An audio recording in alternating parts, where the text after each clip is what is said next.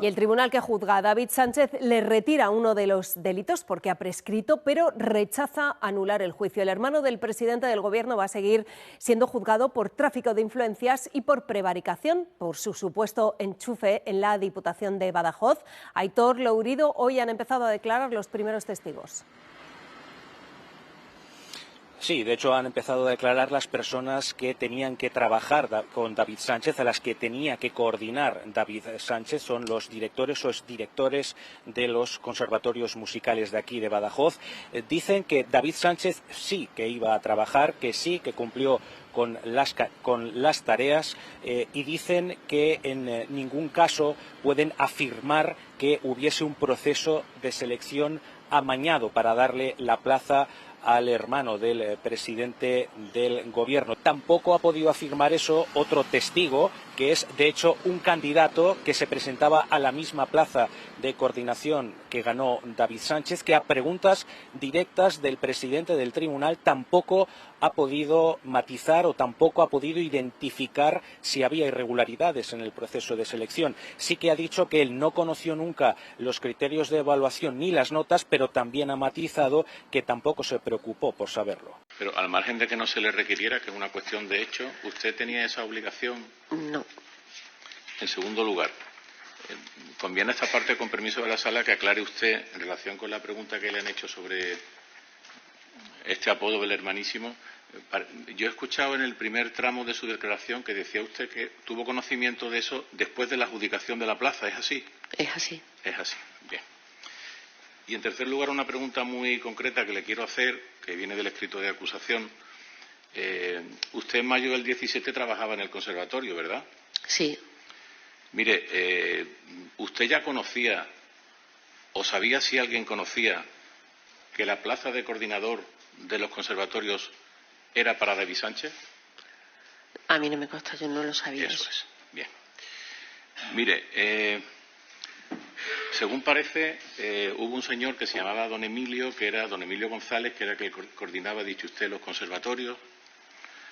Después tuvo don David. Usted sigue trabajando en el conservatorio, ha dicho, ¿verdad? Sí, sigo trabajando. ¿En la actualidad hay alguien que esté realizando esa función? ¿Se ha vuelto a convocar por la Diputación la plaza? Sí, se ha vuelto a convocar y hay otra persona ocupándola. ¿Usted ha visto a esa persona? Sí. Mire, le quiero también preguntar por una cuestión que ha pasado así de soslayo, pero que esta parte le interesa, que es la relativa a la mención que hace usted a Portugal. Usted, al margen de lo que es la evolución lógica del curso de una administración, a raíz de la entrada del señor Sánchez en este puesto, ¿notó una cierta querencia, una cierta inclinación a ampliar a través de proyectos europeos? A diferencia de lo que trascendió en un primer momento... Materialmente, ¿dónde se encuentra la Oficina de Artes Escénicas? Pues no le podría decir, vamos, imagino que será en el despacho donde estoy alojado yo ahora. El hermano de Sánchez sí supo ubicar previamente en esa declaración dónde se encontraba su despacho. Desde el principio hasta que yo pido la excedencia, tengo el despacho en el Conservatorio Superior, en la Plaza de la Ciudad. Aunque luego aclarase que el cumplimiento de su trabajo no estaba vinculado a un sitio físico. Poco después de esta declaración, el año pasado, dimitió de su cargo. Bueno, él mismo explicaba que no sabía dónde tenía que trabajar, no sabía tampoco cuáles eran las funciones del... Sí lo sabía, lo que pasa que lo que sucedió con esa declaración de instrucción es que se filtró, cuando no habíamos visto el vídeo, se filtró una versión interesada de que no sabía dónde se ubicaba la oficina, pero sí lo sabía, él lo explica perfectamente, dice que está en la Plaza de la Soledad, luego dice que se va de baja maternal y que a la vuelta no tiene despacho, entonces le reubican en otro despacho que también estaba ocupado y les dice, bueno, ya me apaño yo, no os preocupéis, trabajaba en la biblioteca, o sea, él en ningún momento dice... No sé dónde está mi despacho, simplemente le preguntan, porque es verdad que el puesto que él tenía cambia de nombre, y entonces la jueza le pregunta dónde se ubica esa oficina de artes escénicas, creo que se llamaba. Entonces ¿Y esto es lo que él dice? Claro, dice, no sé, supongo que se referirá al despacho en el que yo trabajo, pero...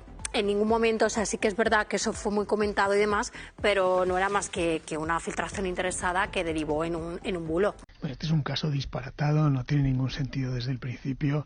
Ha ido además, como se ha explicado, cambiando el objeto de la investigación. Es un tema muy serio, pero yo a veces digo de broma que solo falta que le terminen imputando por desafinar en la orquesta, porque es todo absolutamente disparatado, no tiene ningún sentido, y además está basado efectivamente, y esto hay que subrayarlo aunque ya se ha dicho, en la mentira de que se creó un puesto para el hermano del presidente del gobierno. No era presidente del gobierno, y ninguno de los que estábamos aquí, ni probablemente ninguno de los que nos escuchan en este momento, daba por hecho que fuera a ser presidente del gobierno nunca Pedro Sánchez en el momento en el que se creó esa plaza en octubre del 16. Es todo un disparate, no tiene ningún sentido, ha ido cambiando el objeto. Además hay otros elementos, como que precisamente el presidente de la Diputación no es precisamente el líder regional más próximo a Pedro Sánchez que hay en el partido. O sea, tiene todos los elementos de cosas disparatadas que se han leído, aquello de es que no va nunca al despacho. Oiga, ¿qué quiere? ¿Que lleve la orquesta al despacho? Tendrá que ir donde está la orquesta, tendrá que ir donde se contrata a los músicos, donde se prepara una orquesta. Hay además óperas que podrán gustar o no como estaban ejecutadas, pero por eso no condena a nadie de momento, pero hay óperas que se han estrenado y que se han hecho, había una programación. Quiero decir, es que es un caso absolutamente absurdo, ridículo, y bueno, no sé qué más se puede decir. Creo que, por supuesto, mi opinión sobre esas acusaciones populares no difiere de lo que acabo de oír de Luis o de María Eugenia, pero creo que efectivamente lo que hay que poner el foco es en la justicia. Es decir, por el hecho de que haya un derecho constitucional a ejercer la acusación popular, no quiere decir que haya una obligación de los jueces a admitir a trámite todo lo que presentan esas acusaciones populares, y creo que ahí está más el problema que en legislar para cambiar esas acusaciones populares, a pesar de efectos tan indeseables como este. Lo que están investigando con todo ese aparataje de delitos del que ya se han caído dos, uno de instrucción y ahora otro durante el juicio, es si se le enchufó al hermano del presidente del gobierno por ser presidente del gobierno hace 10 años. Lo que sucede es que hace 10 años Sánchez no era presidente del gobierno. Es que hace 10 años Sánchez no estaba ni en la Secretaría General del partido. Le habían apeado y estaban en ese viaje, recordarán ustedes, por intentar buscar el apoyo de la militancia para regresar a la Secretaría General del Partido Socialista. Pero en este caso, Sánchez no era presidente del gobierno y no era secretario general del PSOE. El hermano de Pedro Sánchez, David Sánchez, la presenta manos limpias. Ahí está. Y la presenta basándose en recortes de prensa y se demuestran enseguida que son falsos. ¿Qué dirán ustedes? ¿Cómo pueden ser recortes de prensa y que digan mentiras? Bueno, pues son recortes de prensa de periodistas que mintieron.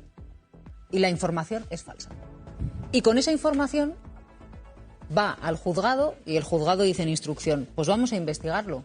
Que por esto no, pero vamos a investigarlo, y acaba saliendo otro delito, que hoy se descuelga porque está prescrito, pero se mantienen otros. Entonces lo que denuncia la defensa del hermano de Pedro Sánchez es que está ante una investigación prospectiva, que significa de algún modo se echa la red al mar y aunque no caiga el pescado grande, aunque sea una sardinilla, cae. Yo que soy de Puerto de Costa, se lo explico muy sencillo.